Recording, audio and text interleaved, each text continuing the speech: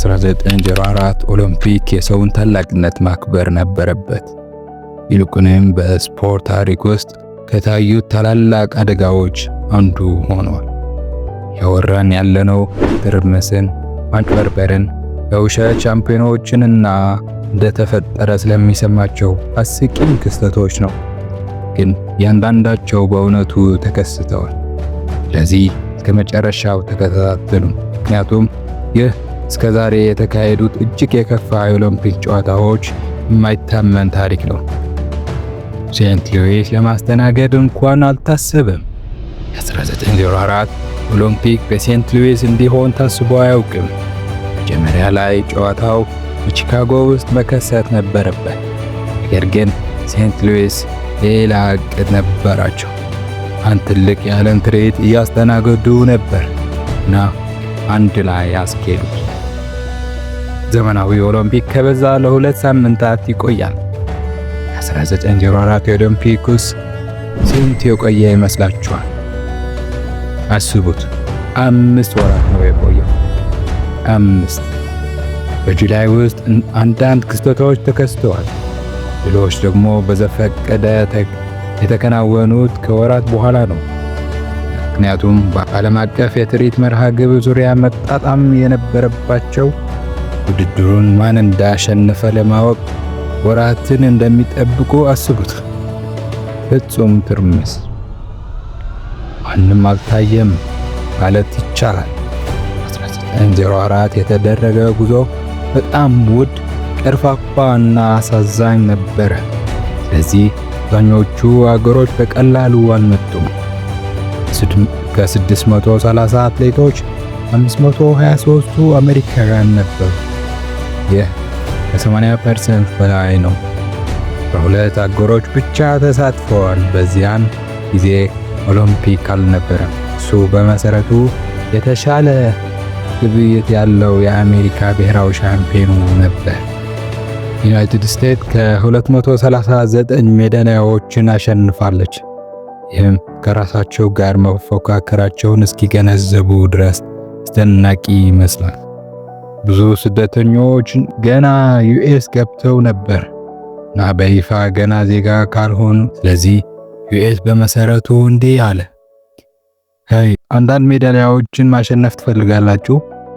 ናው አሉት። ስለዚህ አትሌቶች የአሜሪካ ዜጎች ባይሆኑም ለአሜሪካ ተወዳድረዋል።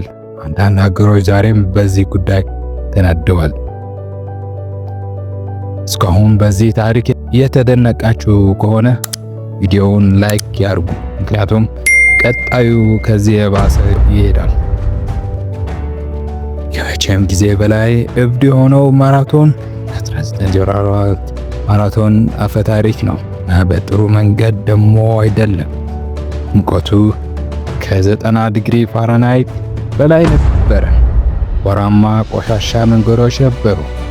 መኪኖች ከሯጮች ጋር እየነዱ አቧራውን ወደ ተወዳዳሪዎች ሳምባ እየገባ አስቸገራቸው። 32 ሯጮች 14ቱ አቋርጠዋል። አንድ ሯጭ ሊሞት ተቃርቧል። ሌላው ምድሩ አፕል በልቶ ወደቀ። አንዱ በውሾች ተባረረ።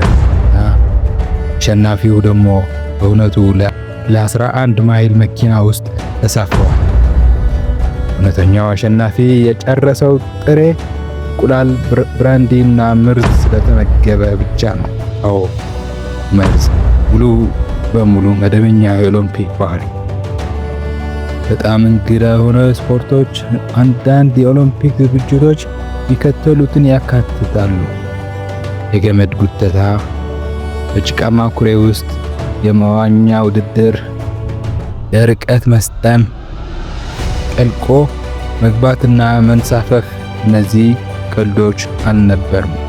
እነዚህ የሜዳሊያ ዝግጅቶች ነበሩ። ለእውነቱ ከሆነ 1904 ኦሎምፒክ ጨዋታዎች ከዚህ በፊት ስፖርት አይቶ በማያውቅ ሰው የተፈለሰፈ ይመስላል።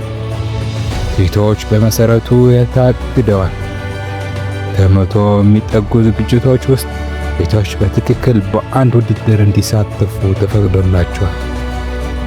እሱ ደግሞ ቀስት ውርወራ ነበር እና ያኔም ቢሆን አብዛኞቹ ተወዳዳሪዎች ከአንድ ክለብ መጡ። የሚገርመው የሴቶች ቦክስ እንደ ስፖርት ማሳያ ታየ፣ ግን ለ108 ዓመታት በይፋ አልተመለሰም። ግስጋሴው ቀርፋፋ ነበር። በጣም ጨለማው ጊዜ 1904 ከመቼውም ጊዜ በላይ የከፋ የኦሎምፒክ ያደረገውን ይህ ነው። ዓለም ትርኢት ላይ አዘጋጆች የአንትሮፖሎጂ ቀናት በሚባል ነገር ፈጠሩ። ተወላጆችን አመጡ፣ በእይታ ላይ አስቀምጣቸው እና የዘር የበላይነት ለማረጋገጥ በክስተቶች እንዲወዳደሩ አድርጓቸዋል። ጨካኝ ነበር፣ ዘረኛ እና በጣም የሚረብሽ በኦሎምፒክ መስራቶች እንኳን አሳፋሪ ብለውታል። የ1904 ኦሎምፒክ መጥፎ ብቻ አልነበረም፣ የሰው ልጅ እስከምን ድረስ መሄድ እንዳለበት የሚያስታውሱ ነበሩ እና የዛሬ ጨዋታዎች ፍጹም ባይሆኑም እነሱ ከዚህ በጣም የተሻሉ ናቸው። ስለተመለከቱን በጣም እናመሰግናለን እና በዚህ እንግዳ ታሪክ ከተደሰቱ እንደዚህ አይነት ተጨማሪ ታሪክ ከፈለጉ ያንን ሳብስክራይብ በተን በመጫን ቤተሰብ ይሁኑ። መልካም ቀን።